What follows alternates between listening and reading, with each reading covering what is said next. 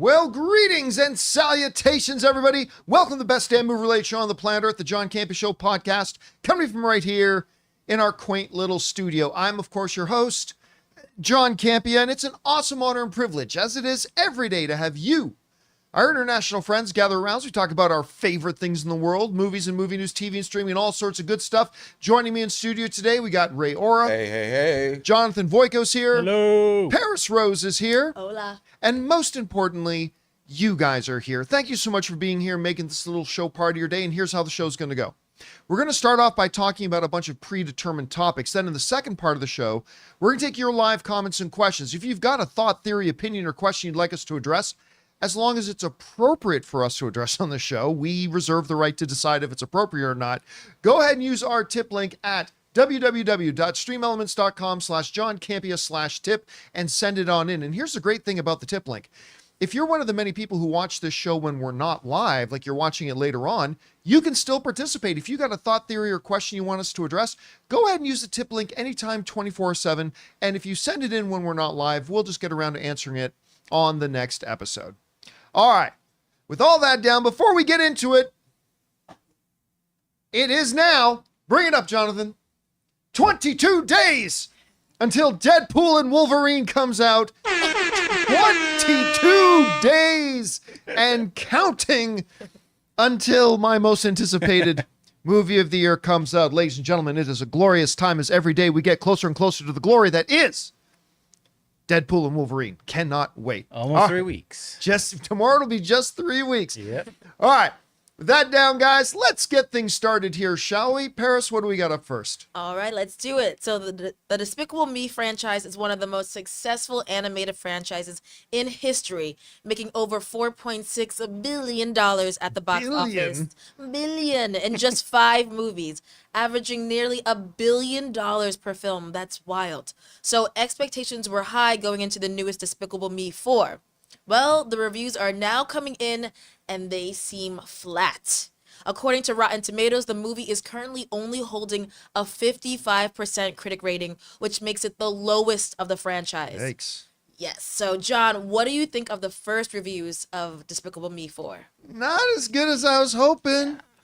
I mean, I really like the Despicable Me films. The one exception was Despicable Me 3. That's the only one. Like all the other Minion movies and the Despicable Me films, I really like. As a matter of fact, like Ray and Ann and I are going to, as soon as we're done the show today, we're going to run out and go see Despicable Me 4. I'm looking forward to it. And historically, this has been a franchise of really good success. Like, take a look at this. Kind of alluding to what she's saying. Like, you go back to the first Despicable Me, the very first one hadn't been a franchise yet, still made $543 million at the box office, ended with an 80% critic rating.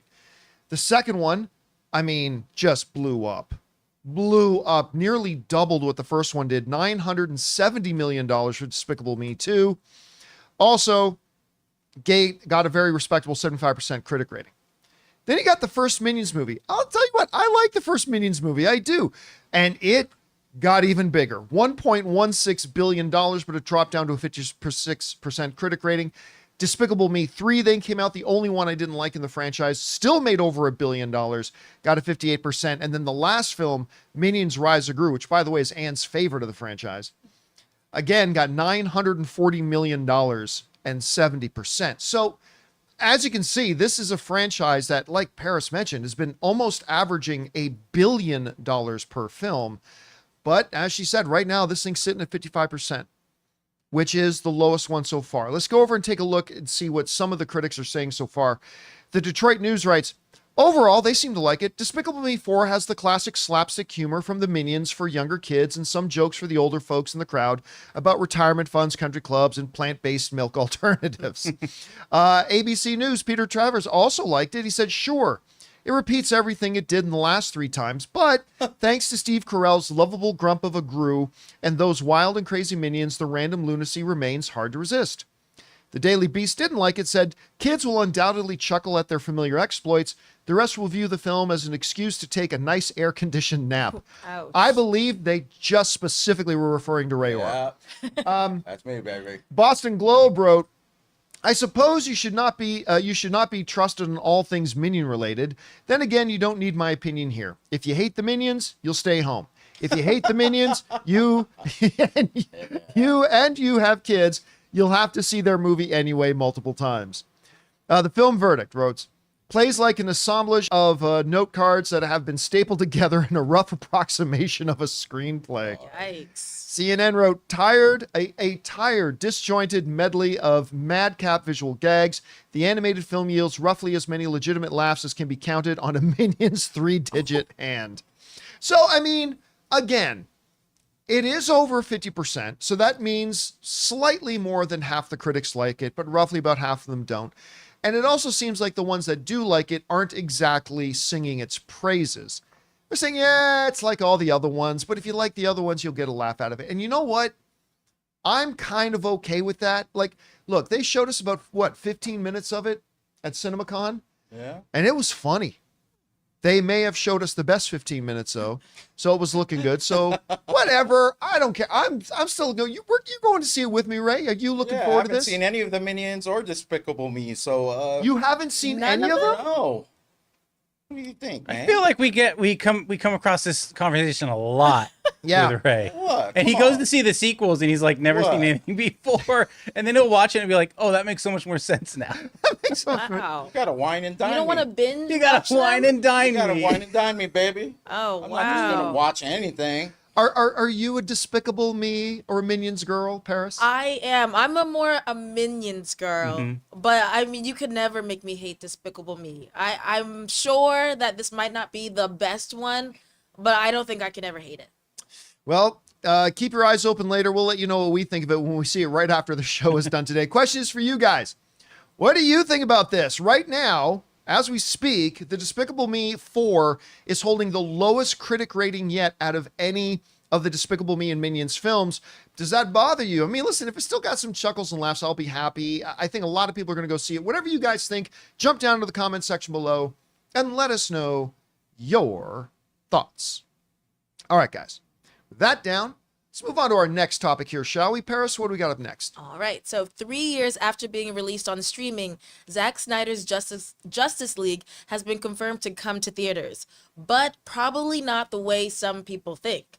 According to Screen Rant, Zack Snyder revealed that his Justice League would get a theatrical release, teasing a future release date announcement when he said on his Vero account, "Want to see ZSJL on the big screen? Stay tuned for a date." So, John, does this mean that the HBO version of Justice League will actually be hitting theaters? I don't think so. If you guys remember, a little while back, something kind of similar happened where Zack Snyder got his fan base all excited, talking along the lines about the fact that, oh, come watch the Zack Snyder trilogy. It's going to be in theaters, right? And everybody got excited. Do you guys remember this? Yeah. Everybody got excited. Everybody thought it was getting a wide release, to which all of us were like, why would Warner Brothers do that? Turns out they didn't. It was a one-time event in one location, raising some money for a good cause. I mean, that was a good thing. This is just that again. Because there is no way that Warner Brothers and James Gunn is going to re-release a 3-year-old movie that caused more division amongst fans and ultimately resulted in nothing, a big nothing burger. And by the way, I do think the HBO version of Justice League was better than the theatrical version. I do. I still don't think it was all that great, but I thought it was better than the theatrical version. But it ultimately didn't do anything. It just kind of came out and Warner Brothers lost a shit ton of money, putting $70 million into making that thing. And whatever. So now here comes along Zack Snyder again. Getting his fans excited. Say, you want to see my version of Justice League on the big screen? Stay tuned for a date. Well, again, it's going to be one screening, one night, in one location. The good folks over at Cinema Blend bring some clarity to this, saying at the moment, it seems like Zack Snyder's Justice League is going to play one night, Thursday, August 1st, at the iconic Egyptian Theater in Los Angeles. That's where John Schnepp had his screening for The Death of Superman Lives What Happens, exact same theater. Yeah. I was the moderator for that screening, as a matter of fact. It will be part of a special series dubbed The Epic Worlds of Zack Snyder, and will join 300, The Watchmen Director's Cut, Dawn of the Dead, and Army of the Dead in programming. You know what? This actually doesn't sound like a bad nut. if this is like a one-day what a festival lineup. thing, Yeah. I think I'll be looking for tickets to And the this. Egyptian's a cool theater, so. And Egyptian's a wonderful little Yeah. theater. Anyway, information of the screening can be found at the Egyptian website. So I don't know. I just look again, other than Sucker Punch and the two abysmally awful Rebel Moon. that's it. I was going to call it Butt Cave Exploration 5. I don't know what it was called. Rebel Moons. Other than Sucker Punch and the two completely awful Rebel Moon films, I like every single one of Zack Snyder's. That's why when they were reading off this list, I'm like, yeah, I want to go to this. This sounds pretty good. But again, this is Zack Snyder. Like, I think Zack needs to be a little bit more aware, because when he puts out this social media post, want to see my movie on the big screen, stay tuned for details. You know, a lot of people are going to get excited thinking that this is going to be some wide release. Yeah, at least in major cities. Yeah. And like, he's got to know that that's what people were thinking. And sure enough, I had people writing to me. The first I heard about this was, John, did you hear that, you know, the Zack Snyder Justice League is getting a big theatrical release? I can't wait. As soon as tickets drop, I'm going to buy my, it's like, and now they're going to be disappointed. So, I mean, is what it is, but whatever, it happens. Guys, question is for you. What do you think about this? Were you thinking that this was going to be some true theatrical release of the film? Maybe you picked up on it right away that this was just going to be another situation like the one we had a while ago. Whatever you guys think about it, jump down into the comments section below and let us know your thoughts. All right, guys. That down. Let's move on to the next topic, shall we? Paris, what do we got up next? Moving along. So, in a crazy twist, while Paramount has been in talks with other parties about potential partnerships, see yesterday's story about the possibility of Max and Paramount Plus joining forces, the majority owner of Paramount, Sherry Redstone, has been having talks of her own. So according to Deadline, David Ellison's Skydance Media and Paramount Global, controlling shareholder Sherry Redstone, have reached terms on a revised merger agreement for Redstone's National Amusements, Inc. So just 3 weeks after Redstone abruptly pulled out of a planned combination. NAI controls almost 80% of voting shares in Paramount. So John, do we finally have a new owner for Paramount? No. No, we don't. This is becoming messy. Now, for those of you who are trying to connect the dots, wait a minute. Sherry Redstone, Paramount, National Amusement Inc., NAI, in other words, like, wait a minute, who owns what? What's going on here? Okay, look, so here's the basic thing. Sherry Redstone is the primary owner, and her family has been, of NAI, National Amusements Inc., right? National Amusements Inc. is not Paramount, but they own roughly 80% of the voting shares of Paramount, which basically means they own and control Paramount, essentially. Okay, so Sherry Redstone, NAI, Paramount. This is not specifically a deal of Skydance buying Paramount. Now it's a deal for them to buy NAI. And thus, by owning NAI, they will own Paramount, so on and so forth. While this is going on, because you might be asking yourself, wait a minute, then how are we getting these news about Paramount leadership, maybe negotiating with Warner Brothers about merging Max and Paramount Plus? Because, and I was talking to an insider this morning, they don't believe that the three CEOs, that's right, Paramount right now has three CEOs. They don't believe the three CEOs of Paramount had any idea Sherry Redstone was talking to Skydance about this sale. And so they've been moving forward, trying to create some good situations for Paramount, like maybe merging in Paramount Plus with Max. So that's why that's all been going on. And by the way, Sherry Redstone is perfectly within her rights to have separate conversations about selling her own company, which is not Paramount. They just happen to own Paramount. The reason I don't think, though, that this is the end of this drama, because while all the outlets, including the major ones right now, are reporting that they've reached a deal, that's sort of true. But buried in these stories is one finicky little clause that tells me this drama ain't over yet. This comes us from Deadline. The Wall Street Journal reported that Skydance, who is trying to be the buyer here, and National Amusements have also agreed to a 45-day go shop period, during which other interested Paramount bidders can make offers.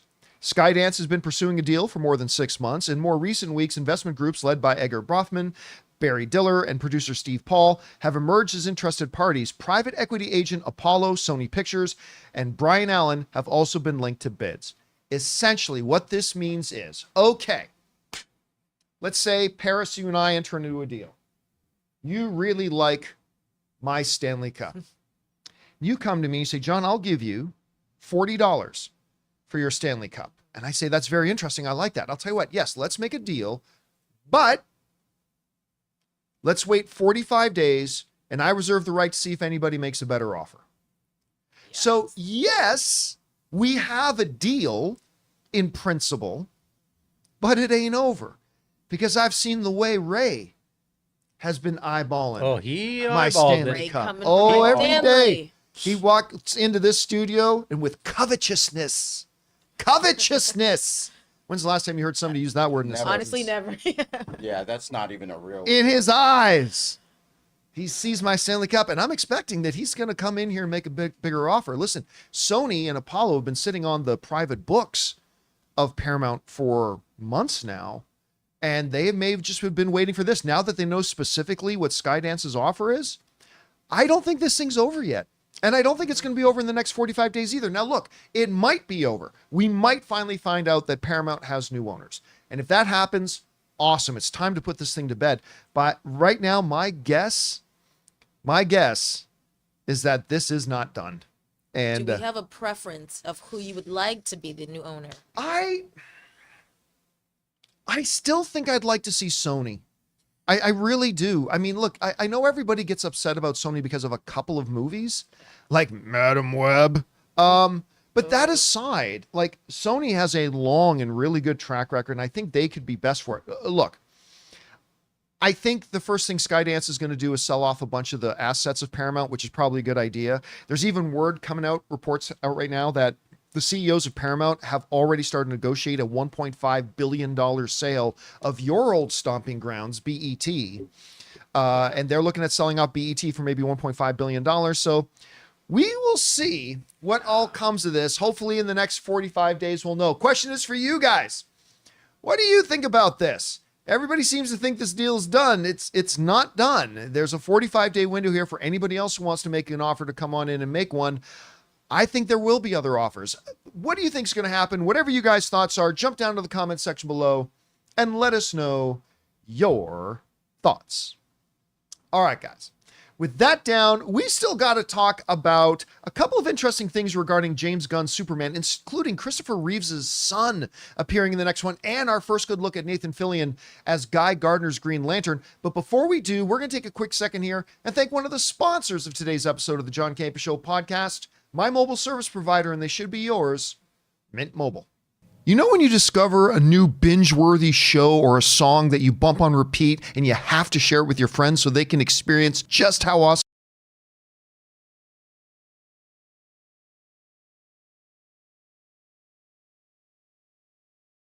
a premium system deal, there is no way you can keep it to yourself. My last mobile service provider was quite good, but ever since I switched to Mint Mobile, I've enjoyed even better coverage, better phone clarity, and I'm paying less than a third of what I paid to my old provider. Say goodbye to your overpriced wireless plans, jaw-dropping monthly bills, and unexpected overages. All plans come with high-speed data and unlimited talk and text delivered on the nation's largest 5G network. Use your own phone with any Mint Mobile plan and bring your phone number along with all of your existing contacts. To get this new customer offer and your new 3-month unlimited wireless plan for just $15 a month, go to mintmobile.com/Campea. That's mintmobile.com/Campea. Cut your wireless bills to $15 a month at mintmobile.com/Campea. $45 upfront payment required, equivalent to $15 a month. New customers on first 3-month plan only. Speed slower above 40 gigabytes on unlimited plan. Additional taxes, fees, and restrictions may apply. See Mint Mobile for details.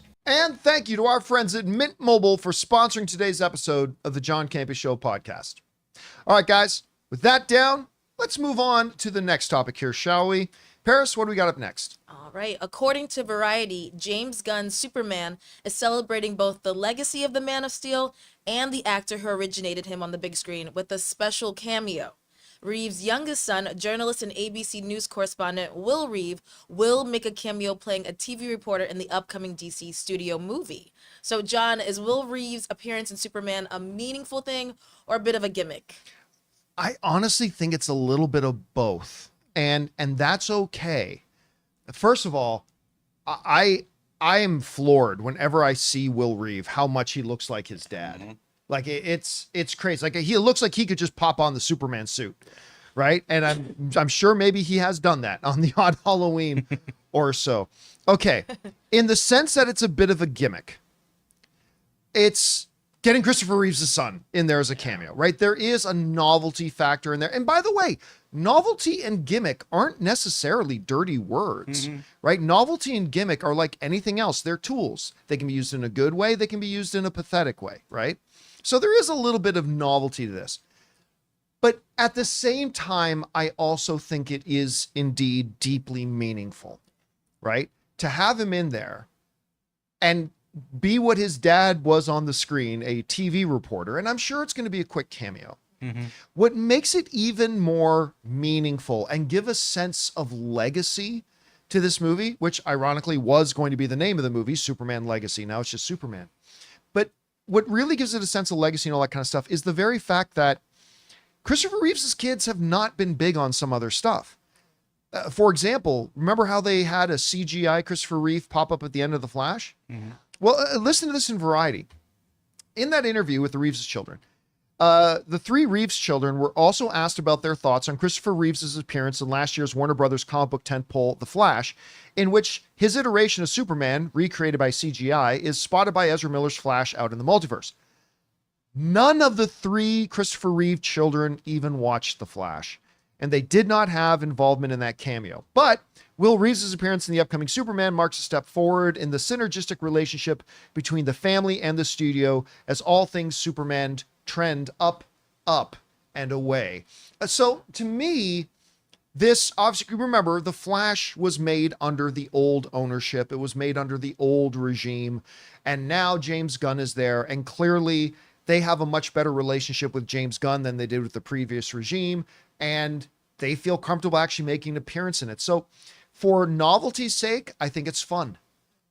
For meaning's sake, I think it is very significant. And again, I think it just gives that overall sense of legacy to this movie.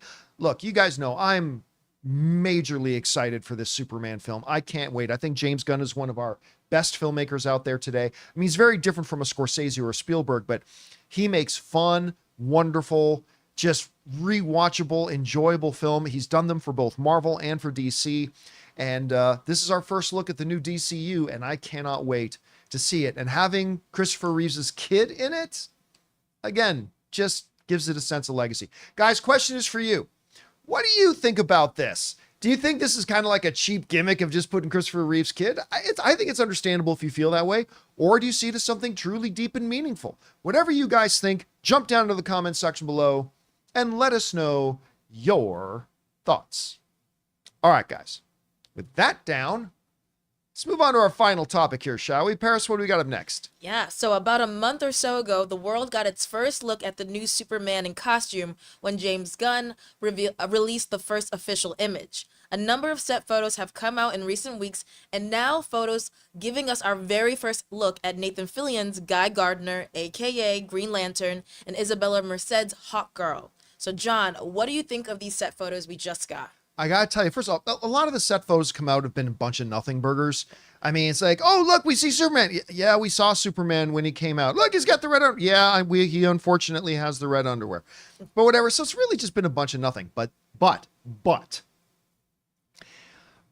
I have been fascinated by the notion of Nathan Fillion, who of course has a long-standing relationship with James Gunn. When they announced he was going to be in this and be Guy Gardner, I thought, well, that's kind of crazy. That's kind of cool. I wonder what this is going to look like. Now, if you pull up my screen here, Jonathan, like some images came out where we get our first kind of glimpse. You see Hawkgirl fighting up in the aim, but fortunately we were able to find some higher res images of this. So let's take a look at the Guy Gardner one. Let's go to the other one I've got there. Get zoomed in a little bit more just on Guy and Superman. There we go. Yeah. First of all, we all wondered, Okay, Nathan Fillion is going to be Guy Gardner. Well, what's his hair going to be like? Man, that hair. Oh boy. Bravo!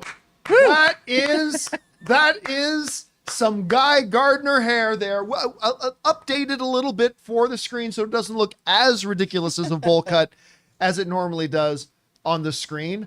I like the outfit. The hair's working for me. As Guy Gardner, that hair is working for me. Now it also mentioned that we saw Isabel's Hawkgirl. Uh-huh. So let's take a look at that. The costume looks really good. I mean, the helmet, the helmet looks a little Walmart bought to me, but that could just be the fact that it's a small, low res image. And I'm sure it'll be touched up in post and stuff like that. I'm sure it'll look fine, whatever.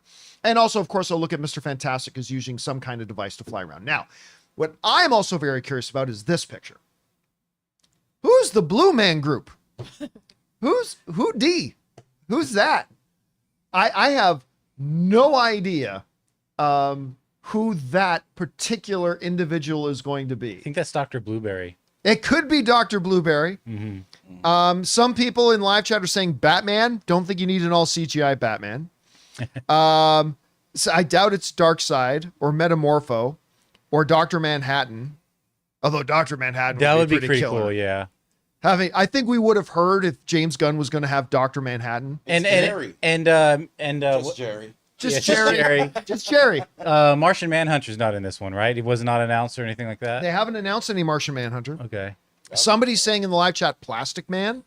Oh well. Plastic Man's not a bad, would be kind of cool. And that would kind of probably have to be more of a CGI. But anyway, whatever. Okay, so the main headline here, though, is Nathan Fillion as Guy Gardner. And I got to tell you, now that I've seen the picture, Guy Gardner is not one of the quintessential Green Lanterns, right? Hal Jordan is the quintessential Green Lantern. After him, in most recent years, of course, it's John Stewart. Some people might even put Kilowog, Kyle Rayner, others like that ahead of Guy Gardner. But to me, Guy Gardner has always been one of the more fun Green Lanterns. He's a bit of a dick, but he's a dick with his heart in the right place. And sometimes those characters, What? sorry, maybe that didn't come out right, but he's one of those types of characters that I love reading. He's always got the right attitude. Like, especially he's got an appearance, of course, in Injustice Gods Among Us. And I think that's really good too, but I'll tell you what, oh no, what? I'm just imagining the doctors are like, yep, his heart's in the right place. So I like what I'm seeing here. Paris, you had a chance to take a look at it. Yeah. What do you think? I think Nathan Fillion is gonna kill it in this role, but I cannot agree with you, John. That first look is cracking me up. The hair, I'm not buying it. Come I on, think they look at should have. this. No, Come on. I can't look at Zoom it and without. enhance. No, I can't take it seriously. I feel like they should have either gone for it more edgy, more of like the buzz cut look of his. This looks like a schoolboy to me. Like I don't know. I know he's gonna kill it, the role. And just this first look is not doing it for me. It's a little silly.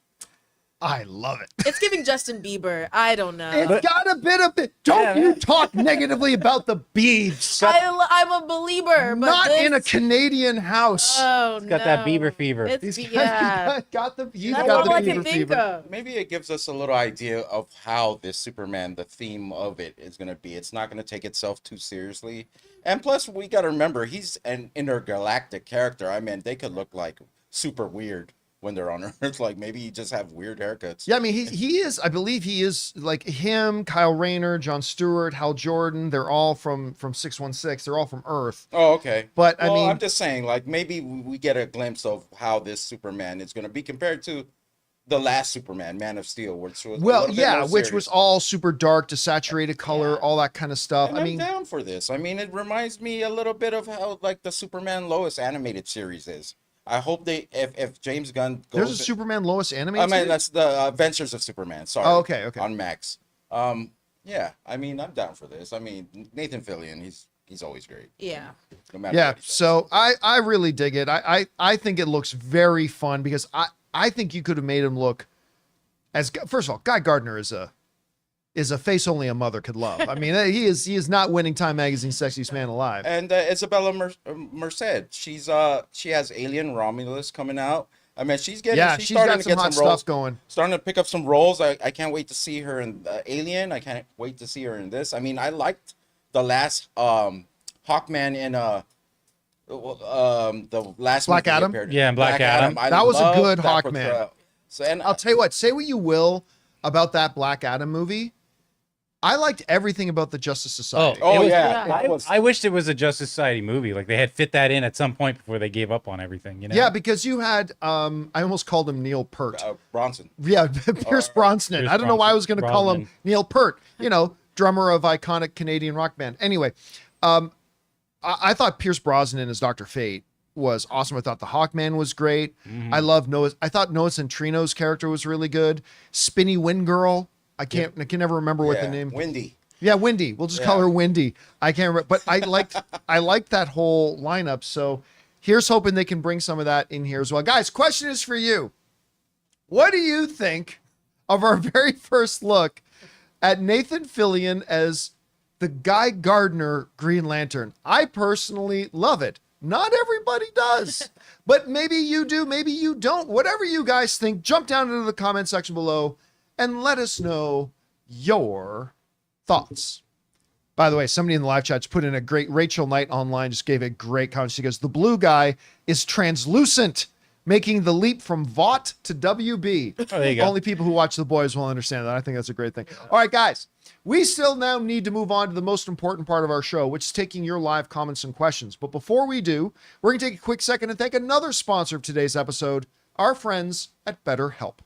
We want to thank a sponsor of today's episode, BetterHelp. You know, guys, it's one of the most unfortunate human tendencies that we have to try to compare our life to others. And social media plays a big part of that. Comparison is like the thief of joy, and it's easy to envy other people's lives because on the surface, it might look like they have it all together on their Instagram or YouTube, but in reality, they probably don't. Therapy can help you focus on what you want instead of what others have, so you can start living your best life. Give BetterHelp a try. It's entirely online, designed to be convenient, flexible, and suited to your schedule. All you have to do is fill out a brief questionnaire to get matched with a licensed therapist and switch therapists anytime for no additional charge. So get it off your chest with BetterHelp. Visit betterhelp.com/Campea today and get 10% off your first month. That's BetterHelp, HELP.com/Campea. And thank you to our friends at BetterHelp for sponsoring today's episode of the John Campea Show podcast. Okay, guys, with that done, let's get to the most important part of our show here, shall we? Your comments and questions. Paris, what do we got up first? All right. Reagan Crisp says, hey, John, just wanted to give my input on the new open mic format. Not that you asked for it. Open mic and viewer questions have always been my favorite part of the show. The new format of incorporating the spoiler discussion should be best of two worlds by killing two birds with one stone. But the issue I have with it is by doing this, you are in a way excluding two groups of people. Those who have not watched the most recent TV episode and those who do not want to watch the show at all. I haven't been watching Acolyte, Boys, or House of Dragons, so when there's a new open mic with these shows as the main topic, it kind of feels like I'm a third wheel. Like being with two friends, but they spend 75% of the time talking about topics you have no interest in, so you're just sitting there waiting for the next topic. I find myself skipping some open mics or not really enjoying them and skipping many comments if I'm not watching live. Sorry, that was a little bit long. No, that's fine, Regan, and thanks for sharing your input on that. And listen, with any format, there are always pros and cons, right? No matter what format I choose, there's going to be negatives. And, you know, you just got to experiment with and see what stands out the most. Now, since we made the switch to, we do a lot of open mics that aren't also an open spoiler discussion, but then, the day after House of the Dragon or a day after The Boys, something like that, that's the time that we do. I found the viewership on those to be very strong. Like for open mics, the viewership on those ones happened to be very, very strong. And to your point, no matter what topic we lead with, right? Let's say I decide to lead with a Superman topic, right? Because every day on open mic, I lead with a 10-minute discussion about some topic, and then we go into the live questions. Well, let's say I lead with a Superman topic. Am I alienating people who aren't interested in the new Superman movie? If I lead with a horror movie topic, am I alienating anybody who doesn't like horror movies?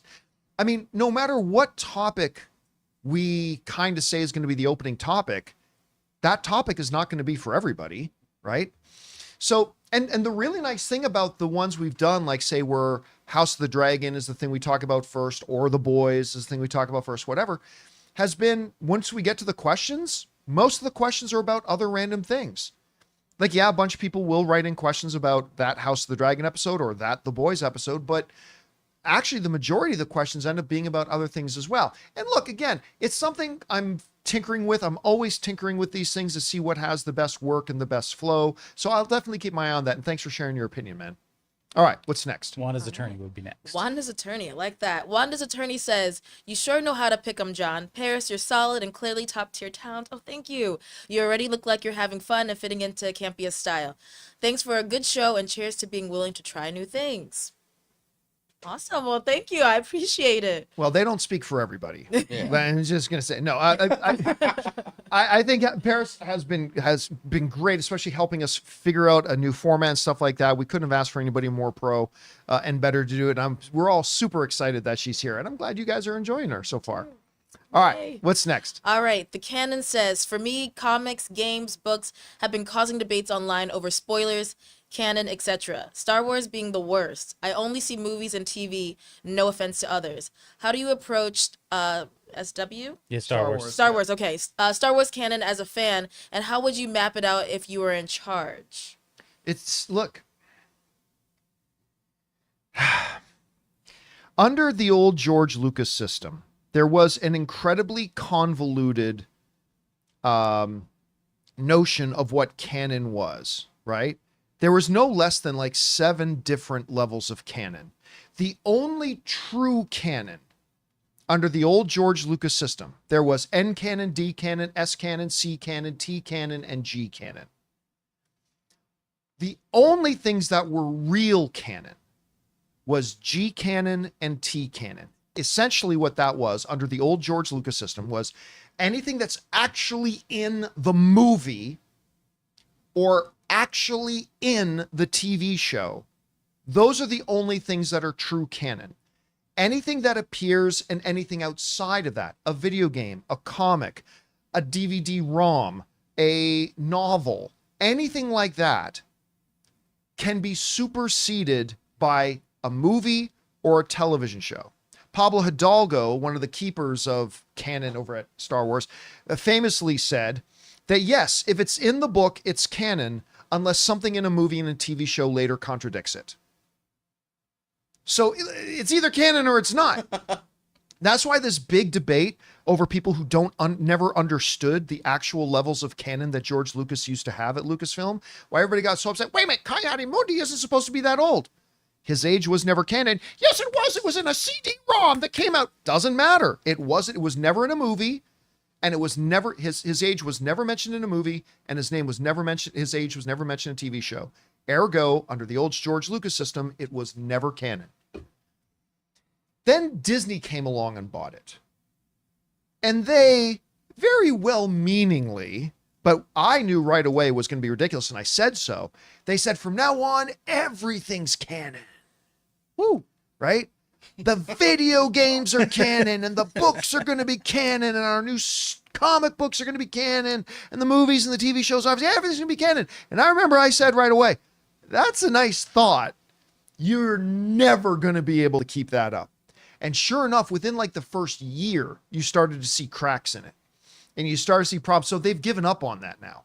They've given up, say not everything's canon. So look, I would simply go back to George Lucas's original mandate about what was truly canon. If it's in the movies. If it's in the movies, it's canon. If it's in anything else, you can reference it, but it's subject to being changed by something that then comes in a movie. The movies trump everything else, and the TV shows trump everything under that.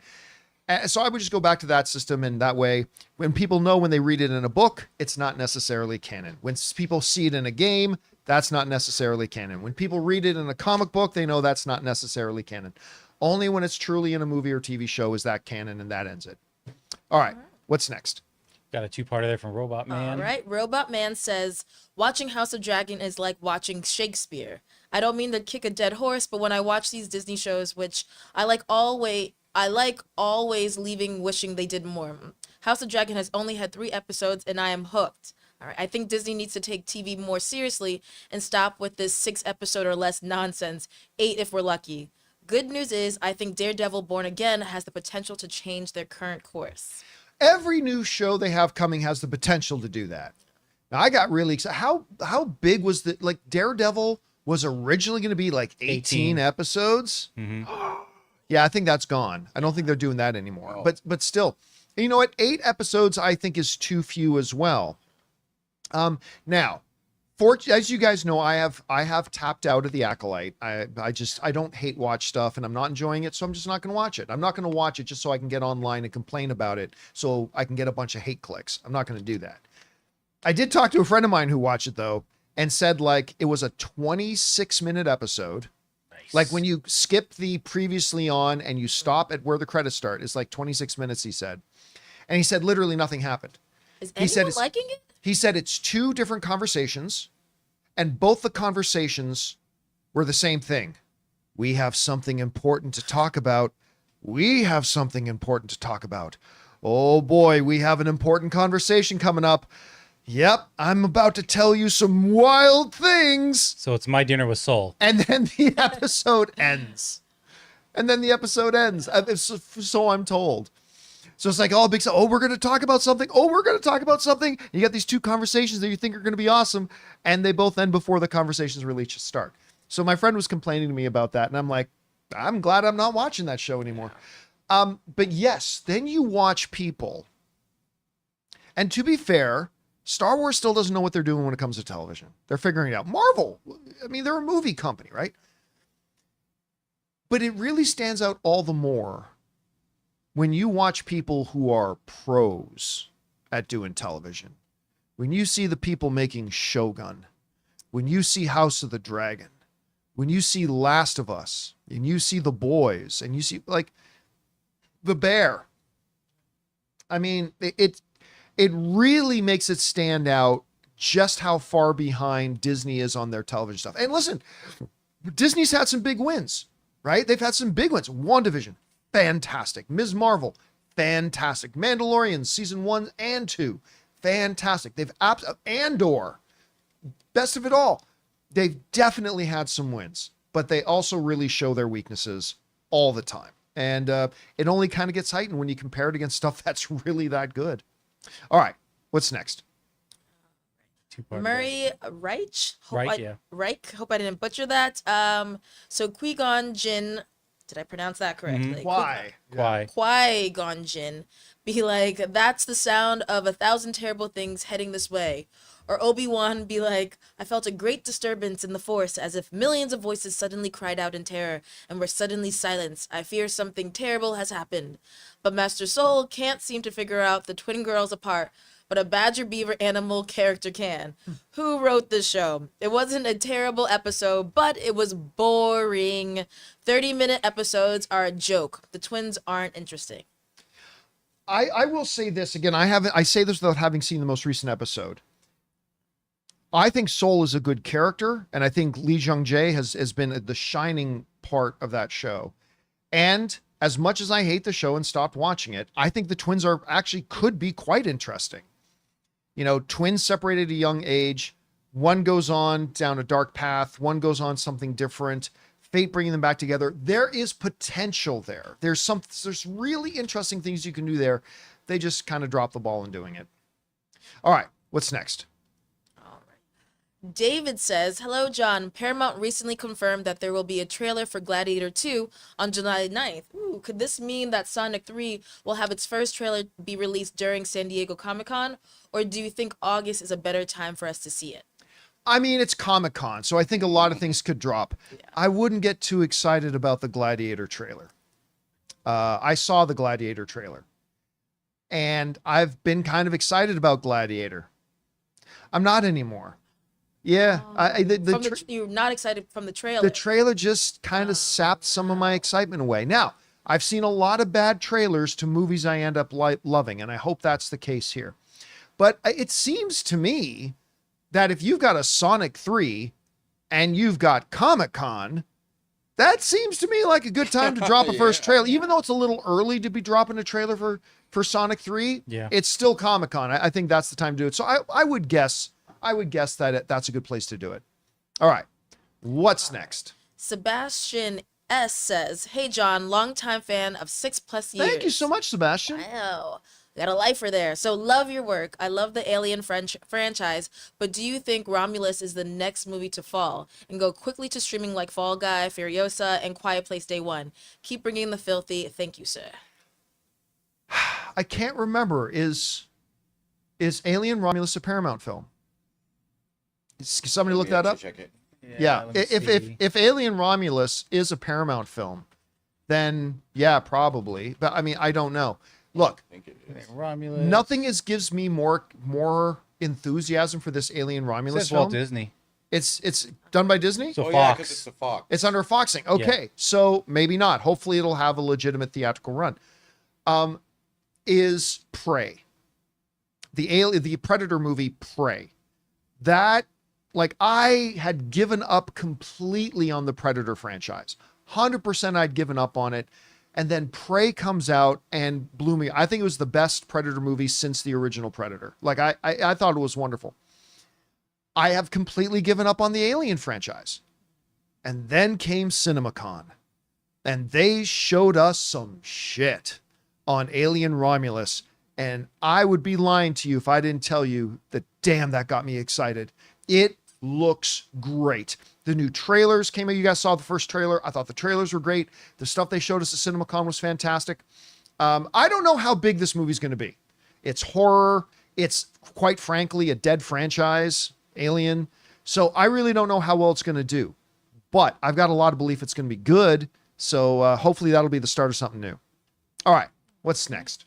Narf says, "These Acolyte episodes are so short that if you had a race of who will have a longer run times between trailers or the Acolyte, chances are very high for movie trailers, sadly." Yeah, I still couldn't believe it. Like, the last episode that I watched is like, once the opening previously on and then the opening Star Wars logos and everything, and the show actually started, it's like, okay, we're 2 minutes in. And then when the credits started, it's like, this episode was like 26 minutes long. Like, it's hard to make appointment television when shows are that short. Some, like Sugar, even though Sugar was longer than 26 minutes, but they weren't hour-long episodes, right? They found a way to feel long, like, because they were structured. Every episode of Sugar had a beginning, a middle, an end, and you get drawn in. The Bear is also not like an hour every episode, but they find a way to draw you into that show, beginning, middle, end. They're also not like 22 minutes, so I mean, that's good too. If you really want to make event appointment television, you have to make it something worth waiting for. And I'm sorry, but 27 minutes isn't going to do it. Like, we just watched the last episode of House of the Dragon. That was nearly feature length. It was an hour and 15 minutes.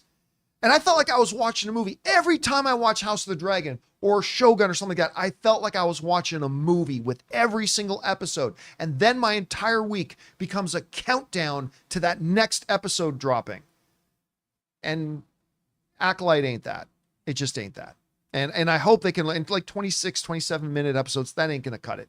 So either you've got a story that necessitates a television show to tell that story, or you don't. And clearly the Acolyte doesn't. All right. What's next? Anonymous tipped, so it just gives some support. All right. Thank you, Anonymous. Thank you. All right, are we going to Nova? Yeah. Nova Kaiju Comics says, "Hi John, first time writing in, but with the release date of March 2027 revealed for the next MonsterVerse film, I was wondering why you think Godzilla 2019 is bad. Because it's awful. It's my favorite film of all time. Oh my god, and it's not even close. The world building is unmatched. The Kaiju reveals and designs are expertly done. The story seems realistic in a kaiju-filled world. The themes of coexistence come together perfectly, No, it doesn't. and it showcases incredible respect for the source It material. really doesn't. On my first viewing, I was at the edge of my seat, mouth open, in stunned silence the entire time. And when Go Go Godzilla started playing at the credits, I almost started crying tears of joy. I don't remember that part, but okay. Godzilla 2019 finally made me realize that these are the types of stories I want to tell, hence my username. The only other releases since that have come close to giving me that feeling again have been -1 and Apple TV's Prehistoric Planet. Now, when you say Godzilla 2019, that's the one with Bryan Cranston, Yeah. right? Okay, so not Godzilla King of the Monsters. Right. It's better than Godzilla King of the Monsters, but it was a Godzilla movie with special cameos by Godzilla. It's hard to be a good Godzilla movie. Like there was that meme, you know, the Jeff Goldberg meme from Jurassic Park. He goes, there are going to be dinosaurs on this dinosaur ride, correct? And there was that meme that went, there is going to be Godzilla in this Godzilla movie, right? Where every time something remotely interesting looked like it was going to happen, it would cut away to the humans and stuff like that. Listen, the beautiful thing about movies, and we talk about this all the time, is the pure subjectivity of it. It hits us all in different ways. And I love the way you just described your experience with that Godzilla movie. I love that. Sounds awesome. I think he's talking about King of the Monsters because 2019 is King of the Monsters. That is King of the Monsters. Okay. Okay, I thought that was a little bit late. Okay. Yeah, 2014, the chat is saying. 2014, okay. Godzilla, oh no, that's just garbage. Yeah, no. Godzilla King of the Monsters is just utter trash. But that doesn't take away anything of what I was saying. If you watch King of the Monsters, and by the way, that King Ghidorah coming out of the ice and stuff like that, that was a great scene. That was an awesome scene. Like when the ice is rumbling and the three heads come out, that was an awesome scene.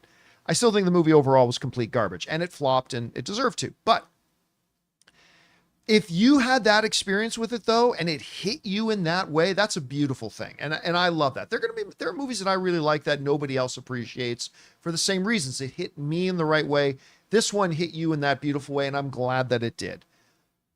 I just have to be honest with you that it did not hit me in that way at all. I felt like it was a giant waste of time, that movie. But I'm glad you enjoyed it, and that's the important thing. All right.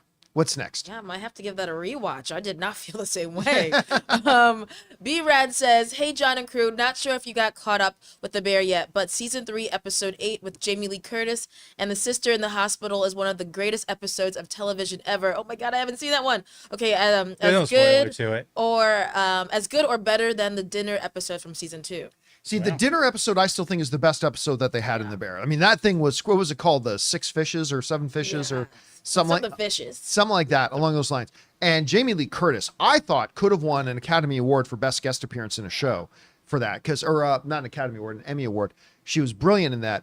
I have not started watching season 3 yet, because since they dropped the whole series, I feel no urgency to watch it. We're not going to cover it or talk about it or review it on our show because we don't do that for shows that drop all at once.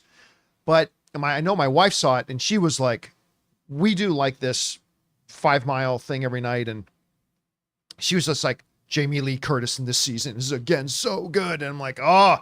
So I haven't started watching it, but there's a reason Bear wins all those awards. But again, The Bear is not a comedy and should not be in the best comedy categories. It has laughs, but it's not a comedy. It's really more of a drama. But whatever. It's a fabulous show. All right. What's next? All right. Don't You Blame the Movies says, at the end of 2023, in a video you made a passing comment about Iron Claw, calling it the feel-good family movie of the year. Man, did that sarcasm go over my head? Yeah. I think I saw that movie on Christmas Day. Actually, I went and saw it in the morning on Christmas Day. Great That's Christmas a good movie. Christmas movie. I mean, I kind of think it is. It's the new feel-good movie of the season, right up there with Schindler's List. Come on, it's happy. All the family's together at the end. It's great. It's about family. How can it not be? Yeah, like, I mean, that's the thing about Family an humor. Iron Claw. Speaking of Jeremy Allen White, from The Bear, and with Zac Efron, Iron Claw is so good. It's such. You don't have to be. I remember a lot of people would write to me and ask, "Do you have to be a wrestling fan to be able to watch it?" No, you don't. All you got to do is have family. If you have any type of family or any kind of a life, you're going to watch this and there's going to be things that resonate with you in all the hard ways. It's a beautiful film. It's a tough film to watch. But yeah, I was the feel-good family film of the year. Yeah, that was a little bit of sarcasm there. All right, what's next? Apparently Raymond here wants to poke the bear. Let's Oh go. boy. All right. So Raymond Verada says, I was able to visit Disneyland again. Oh, good. You went to throw away your money. You Good for poked you, the Raymond. bear. I Excellent. didn't even Well hesitate. done. How much money did you throw away? Oh man, I enjoyed the Smuggler's Run, Rise of the Resistance, and the updated Star Tours. Same video, but with Ahsoka and Andor. Due to the heat, I wish there was a lounge area like in department stores for husbands. There should be some in there. Okay, look. I will not go on my complete diatribe about what an absolute ass raping going to Disneyland is. I agree. But I will acknowledge that there are things at Disneyland I really enjoyed. The Smuggler's Run is pretty good. That's the Millennium Falcon thing. And that's pretty fun. Walking into the, listen, I walking into a life-size model of the Millennium Falcon, that's pretty special. The Rise of the Resistance, even though I wish it was set in a different era, very good interactive ride. And my favorite thing at Disneyland is the Indiana Jones ride. I still think that's like the most fun theme park ride you can go on because it really feels like you're in Indiana Jones. But Disneyland is such a bend. Why are you rubbing lubricant all over your hand? Never mind. Just bend over. Trust us. That's Disneyland. And yeah, it's such a rip off, that place. Anyway. Okay. What's next? Okay. Obert Juan Knobert says, hey, John, seeing the set photos of Cleveland transform into Metropolis. Metropolis, my God, every time, got me thinking, what's your favorite fictional city/town? Mine has to be Hill Valley from Back to the Future. I love that. Okay. So many fun details and reoccurring Easter eggs. Save the clock tower. Huh. I mean, living in Burbank, you basically are living in You Hill are. Valley. Yes, because you're there. I live blocks from like that opening scene with the Burger King where he sketches on the back of the Yeah, Jeep yeah. and like where he practiced with his band is like the Burbank like rec center. It's kind of funny. True. Um, Gosh, that's a good King's question. Landing. Yeah, there you King's go. Landing is my favorite fictional town. Yeah. I mean, it'd be a pretty good place to live if you're a high lord, maybe not a commoner, Yeah. but other than that, I mean, there's not really outside of like Gotham. was There's gonna say. not many fictional towns and cities that actually become a living, breathing character itself. I would also say Gondor. Gondor in the Lord of the Rings films is pretty great. The Shire, Hobbiton is also. Oh God, I'd love to live there. But other than that, I don't have a lot, to be honest with you. Hogwarts. Well, that's not a town. Yeah, that's true. I mean, But Hogsmeade, the town Oh, outside, but yeah. is that a town or like it's a village outside is it of a village? Yeah. Right. Okay. But I wouldn't. And what's the other? Hogsmeade. Dagon Alley. Diagon Diagon Alley. Dagon Alley. Yeah. Yeah, that's a sketchy All right. alley. It's kind of sketchy. All right. All What's right. next? Dad Joke says, is the boy setting Homelander up to turn? I don't know the comics, but the show is really dissecting his past, showing sympathy, and maybe he's having a change of heart. If he turns, who would be the antagonist? We technically don't have supervillains. Okay. Listen very closely. Homelander is not turning into a good guy. All right. The great thing, like really great villains, really great written villains, are ones that will allow you momentarily to have moments of empathy for them. That's one of the great things about Homelander, is that we can acknowledge he's like the most despicable being, but you can't help but feel a little bit of empathy for him as they've gone into his past, his childhood, his very origins, and all that kind of stuff. I mean, he falls in love with a girl only to realize she's like one of the OG Nazis, and then losing that girl when he didn't really want to lose her, and then finds out he has a son, all that kind of stuff. Now yeah, he's feeling all this kind of stuff, but remember, he's also teaching his son, humans are our playthings. Doesn't just kill 7 of them. Doesn't matter. Like, no. He is in no way in any shape or form as either in the comics, but remember, the comics doesn't mean a lot right now because they're deviating a lot from the comics, which is good.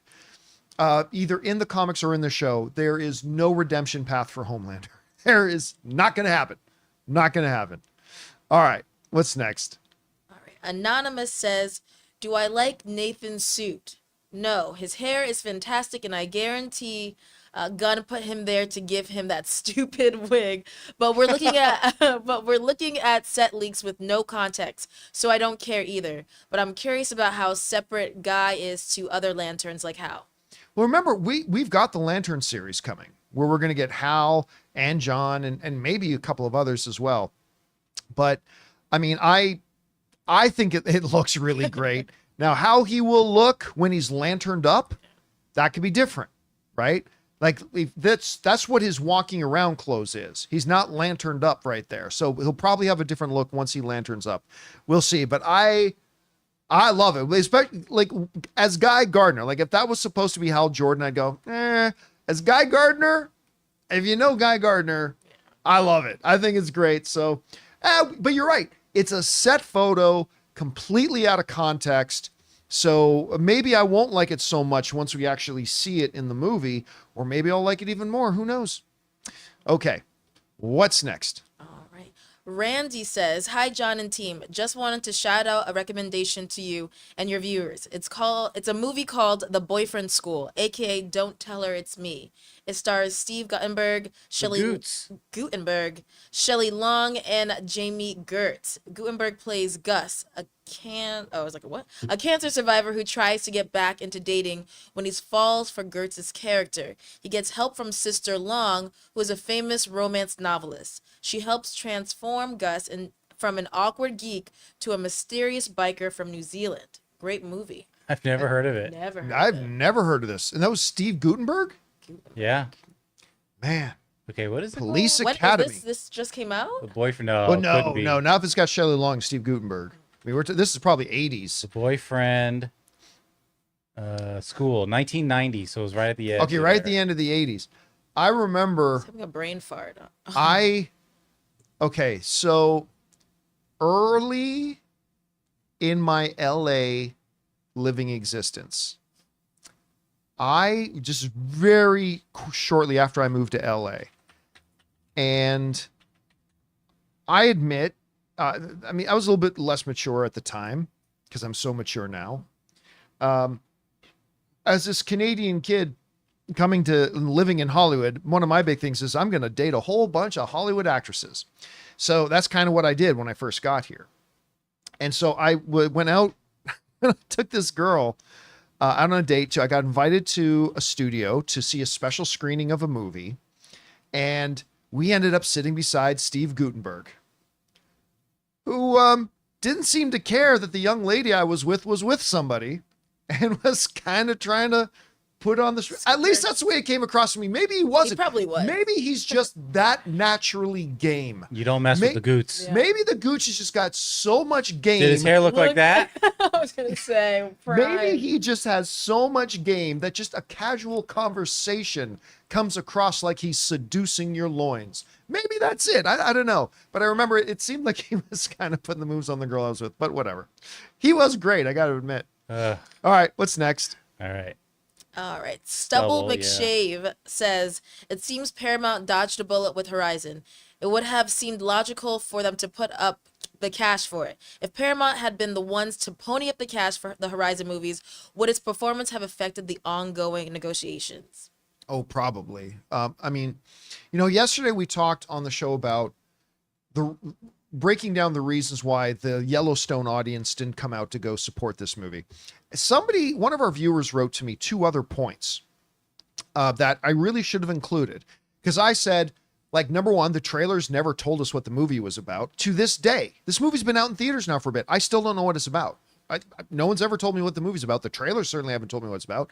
We talked about how today's audiences don't follow popular actors from one series to another necessarily.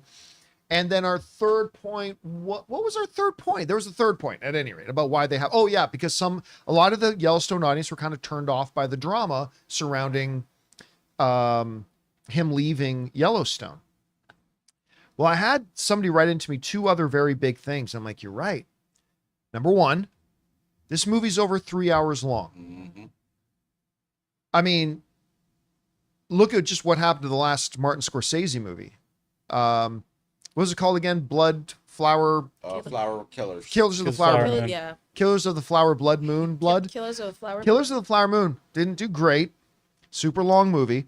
And they've already publicized it that it's supposed to be a 4-part series. That turns people off. So like I'm going to a 3-hour movie and it's not even the full story. Yeah. It's another one, and that was another really good thing. This is turning into a really and from what I understood, the box office on it just plummeted after the opening weekend. So we'll see how it does on the second weekend. I will always cheer for Kevin Costner because I don't care what anybody says. I like Kevin Costner a lot. But I just have no interest. Again, I've always said this. If you can't be bothered in your marketing to tell me what the movie's about, why should I be bothered to book a night off and go see it? So it is what it is. Okay. What's next? Neville Longbottom is me. Yep. Says, hey, big fan of the show. Was wondering if you have any thoughts on the Hellboy Crocked Man trailer. That should be Crooked Man. Oh, And they misspelled. So,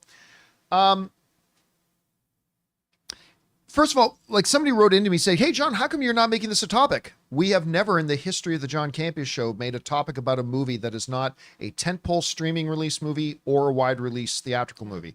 We never have, with one exception, Pooh, Blood, and Honey.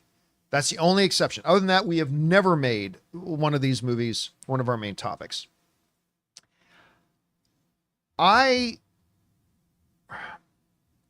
It's hard to say. I believe the movie's going to be really interesting, but you could clearly tell right at the offset, this is a very low budget movie, like micro budget, low budget movie. But it also strikes me as this, you know how we always talk about whenever there's a fan film that comes out and people go, oh, this is better than anything Hollywood ever do. It's like, you're only saying that because your brain knows it's a fan film and it looks great as a fan film. I think if it was known that this Hellboy movie was a fan film, like if it just leaked on YouTube and we found out it was a fan film, everybody would say, this is better than anything Hollywood's done. And blah.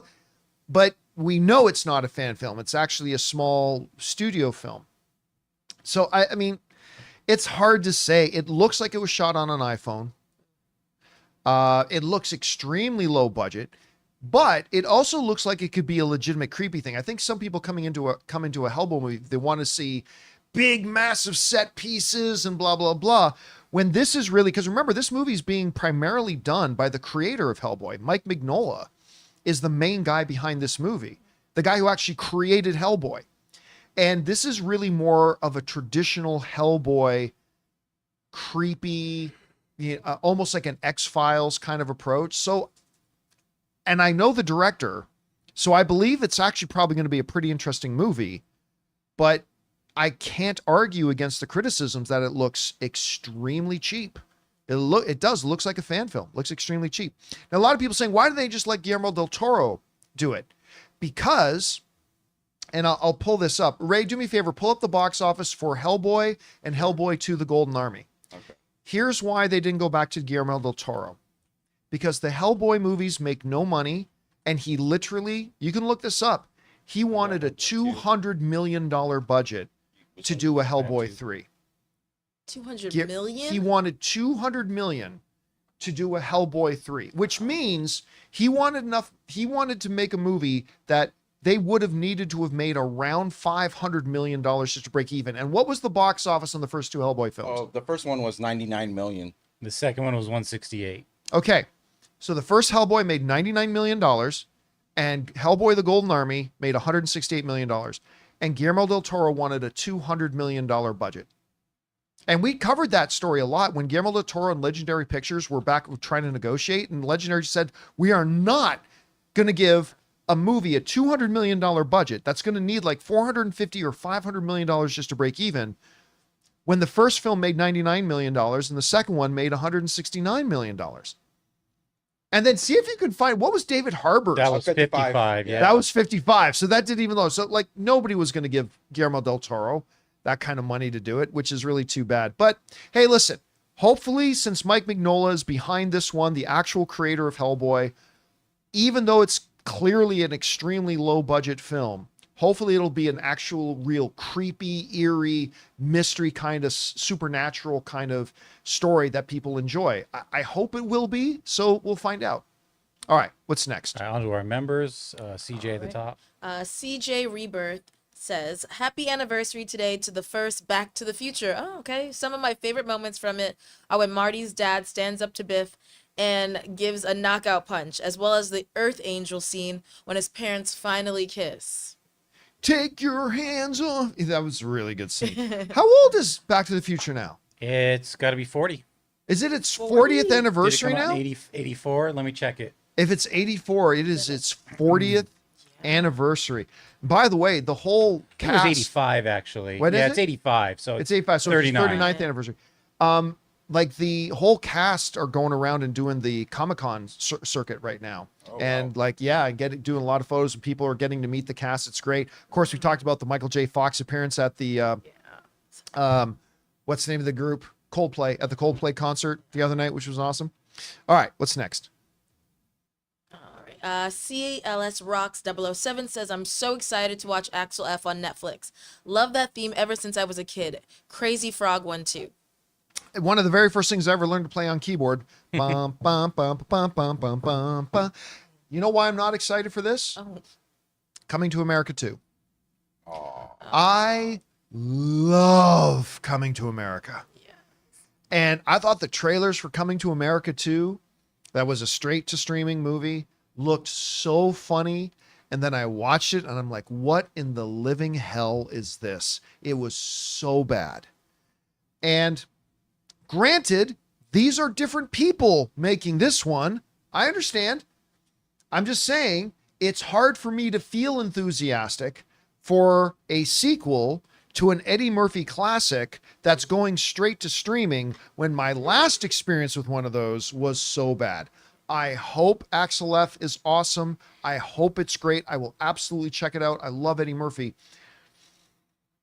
But it's just, Can't Coming to relate. America 2 really left a bad taste in my mouth. Yeah. Too bad. Somebody in the live chat is saying it's already got a Rotten Tomatoes meeting. Jeremy Miller is saying it's got a 66 on Rotten Tomatoes, which isn't bad. I mean, that means a solid majority of the critics like it. So yeah, hopefully it turns out good. All right, what's next? Dominic Summer says, could you ever see Leonardo DiCaprio doing a TV series?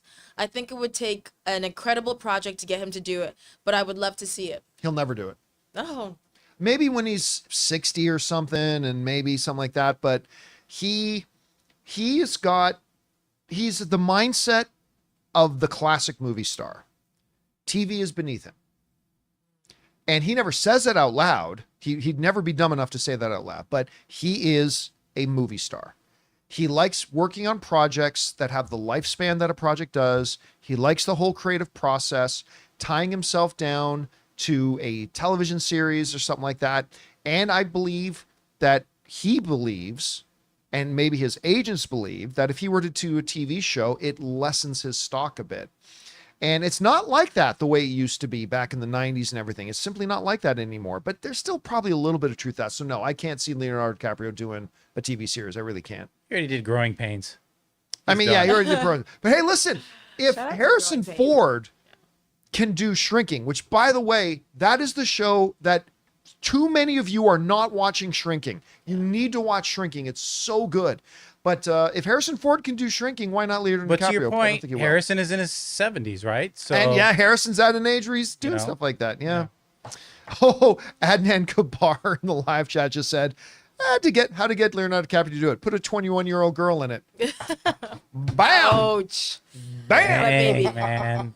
All right, what's next? Jay Superboy says, hey guys, so last night I watched 2 shows. One is Acolyte, a blue ball story, which which ended the way you expected, and the season 2 final of Interview with the Vampire, which gotta say, gorgeous story. If you haven't checked it out, I highly recommend it. You know what? This is a show that, first of all, I don't even know where it is. I have no idea where it is. I couldn't even tell you where you could watch it. I played background in that show. I don't Did know what you? scene. I haven't even watched it yet. But Are you making out with a vampire? I am unfortunately not. I'm Oh. crying at a village being burned down. I haven't even watched the show. So I have no idea where I fit in that scene. But yeah. I have heard that it's a very good show. Yeah. I've seriously have not talked to anybody who has seen it that doesn't really enjoy it. So it sounds like something I want. Some people, it's on AMC Plus or something like that. Where do you even watch AMC even Plus? know. Is it a part of another bigger streaming Is there a service? Peacock? AMC. No. What's that? AMC, the TV channel. AMC But Plus. that's it. That's the only place you Oh, watch it? AMC Plus. That's right. Yeah. The Yeah, one I- streaming service most people don't have. I don't have it. Yeah. So I'm shocked anyway, anyone but does. I've heard nothing but good things about it. It's really something. Ann and I were actually talking about it last week or 2 weeks ago. We actually both think we want to watch it, but we just never had a chance to yet. Yeah. All right, let's do time for 2 more. What's Okay. next? Go with Jeremy. Yep. All right, Jeremy 32 Miller says, "Hey, happy Wednesday. Want to ask Paris which AEW wrestler did you like the most when you worked there?" I feel like I'm very biased, but I gotta say my girl Jade Cargill. Like, she's like Storm for me. So it's, and I just saw myself. I was like, maybe I can be the next Jade. So it's Jade for me. All right. Yeah. What's next?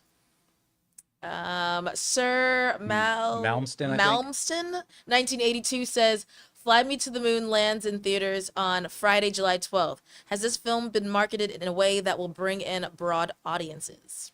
It hasn't had a big marketing campaign. Not Yeah. at all. I know. I love the trailers. And it was a part of Cinemark's secret screening the other night. And we heard from a couple of people that said it's really good. I think it looks wonderful. But I think if it does, I think I've seen the trailer pop up on TV Yeah. or in a movie theater twice. I think if this movie does 30 million for its run, it's probably that's about what it's gonna get. Because Bike Riders is pushing will probably end up pushing 30 million. I feel like it's on Yeah, I par mean, with the that. Bike Rider also had the unfortunate thing that it had a big marketing push and was supposed to come out last year. Then kidding, and they pulled it at the Pulled last it. second. And then people's like, wait, what? That movie's still around? Yeah. It really had a lot against it. So anyway, guys, that'll do it for today's installment of the John Campea Show podcast. Thank you so much for being here and making our little show part of your day. Big special thank you to all you guys who sent in questions. Number one, because you gave us great fun things to talk about. But number two, you supported our channel as you did it. And all of us involved with the show, thank you guys so very much for your support. Tomorrow is the 4th of July, but we're still doing a show because I'm Canadian. So come on back. Get away from your family who's coming over for barbecue for a couple hours. Come hang out with us and talk about some cool stuff. We'll look forward to seeing you then. So in the meantime, for Ray Ora, I'll see you guys later. Jonathan Voico, See ya. Paris Rose, Peace. my name's John Campea. Thanks for being here, guys. And until next time, my friends, bye-bye.